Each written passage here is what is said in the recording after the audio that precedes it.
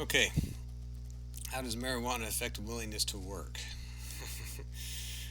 Canadian researchers persuaded young adult men who used marijuana to live for 98 days in a planned environment. The men earned money weaving belts. They used earnings to pay for meals and other consumption and could keep any money left over. Okay, so that's actually a good incentive. You get to keep anything you got left over. One group smoked two potent marijuana cigarettes every evening. The other two smoked two weak ones. Um, all subjects could buy more cigarettes but were given strong and weak cigarettes depending on their group. Did the weak or strong ones differ in output and earnings? Outline and design of the experiment. Okay, so my outline would be, here's my 4 times 5, here's my 20 volunteers. Okay, I'm going to put them into two groups. One that smokes the weak cigarettes, and one that smokes the strong cigarettes. And then what am I measuring? I'm going to compare their work output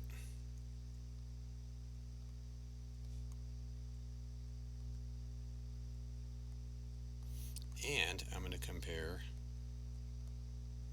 their earnings as a result. And I have to randomly allocate which group they go in. Okay. Now it says use line 131 to do this, so I'm going to just do a first few, but I have to number these off. And since there's 20, I have to use two-digit numbers, 01, 02, 03, 04, 05, and so forth. Excuse me. Sorry about that. So if I go to line 131, and I look at down here, and I look at two-digit numbers, 05, 00 I skip, 71 I skip, 66 I skip, 32 I skip, 81 I skip, 19 I go, 41 I skip, 48, 73, and 04. 19 and 04. So those are my first three that I do. 5, 19, and 4. So I picked 05, 19, and 04. So there's 1. 19 would be this guy right here, and then 04, and then I keep going to select all the way up to 10 in each group, because I get 10 here and 10 here. Okay, make sense? Alright, there you have it. 37A is all you had to do here. Doctors identify chronic tension type headaches as headaches that occur almost daily for at least 6 months. Can antidepressant medications or stress management training reduce the number and severity of these headaches? Are both together more effective than either alone? So we've got antidepressant medicines and stress management training. So we got those two things. Use a diagram like figure 9.2 to display the treatments in a design with two factors: medication, yes, no, and stress management, yes, no. Then outline a design of a completely randomized experiment to compare those treatments. Okay, so I've got my patients, and if I'm going to design an experiment here, and yes, there are my 4 treatments, I guess, is what they want you to look at here. You're going to have medication,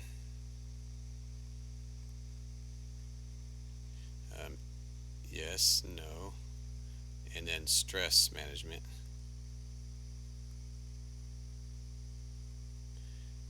Yes, no. So I've got these 4 groups where they can be in, right? That's what this block kind of tells me. I've got 4 different treatments. So for my experiment, I'm going to put them into 4 groups. I'm going to randomly allocate here, because that evens out all the lurking variables. And so in this first group, they're going to get meds and stress management. Here they get meds and no stress management. Here they get no meds and stress management. And here they get no meds and no stress management.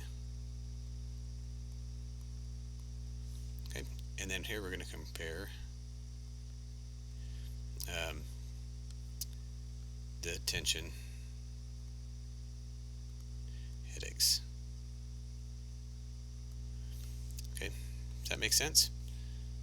Now this is gonna give us the best type of situations possible, so we can compare the differences between the groups, because every group is going to be theoretically identically the same except the treatments. Okay, all right, there we go. 41.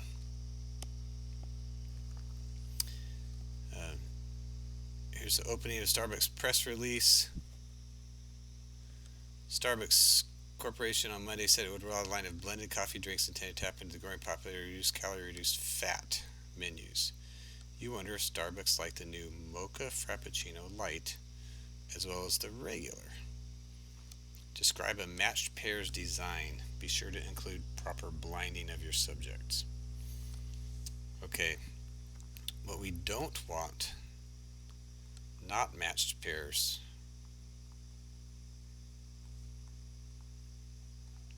would be something like this. Let's see, light. Have some taste the light, some taste the regular, and tell me what you think. Because you got two different groups, okay? Now, you could say here, the light rated on a scale of 1 to 10, regular on a scale of 1 to 10. You're going to randomly select people there and compare the scores. I mean, this is certainly a reasonable experiment. You know, you got your volunteers here. Okay. The problem with this is, I shouldn't say problem. A better experiment would be to actually have the same person taste the light and the regular and tell us which one of each of those do you like. Because here I've got a different group of people tasting the light and a different group tasting the regular. And as much as I try to get these groups exactly the same, there's a chance they might not be. So matched pairs would be something like this. Volunteers, and I'm going to split them into two groups, randomly allocated. And the first group, I'm going to have them taste the light, then the regular. In the second group, I'm going to have them taste the regular and then the light, and then compare the scores. Or actually not scores, because at this point they don't have scores. Compare which one you like better. Now if you want to apply a score to each of them, you certainly can, and say which score is better, so you can have the numerical value. But this way you have the same person tasting both, and it's just probably going to be a little bit more accurate, wouldn't you think? Why do you choose both like this? Because you don't want the person that tastes you don't want the first drink you taste to have any kind of an advantage, or the second drink to have any kind of advantage. So you mix it up and you do it randomly. All right, there we go.